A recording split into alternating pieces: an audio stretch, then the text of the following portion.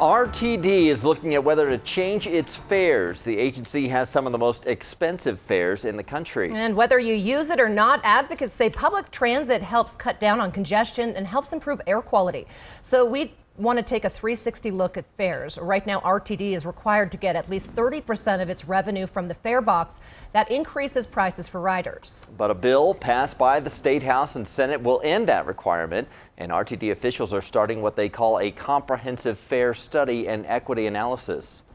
We have heard from many of our customers and our stakeholders over the last couple of years that it's just too complex, and many people think it's just too expensive. RTD does have one of the more expensive fare structures in the country, and what we're realizing from the last fare structure change is it really is a burden on a lot of people, especially those who are the most transit dependent. Especially during the pandemic, we've really been seeing that our essential workers, the low-income folks who really need access to transit the most, are also bearing the brunt of how expensive our transit system is right now.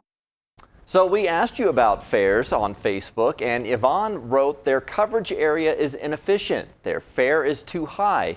She bought a car, and it's cheaper to own than bus fare for a year. Melody wants RTD to lower the fares and put smaller buses on routes with lower ridership instead of canceling them. She says people want cheap, predictable, and accessible transportation. So we want to hear from you. What is a fair price to ride RTD, and what changes would you like to see? You can email us at 360@thedenverchannel.com.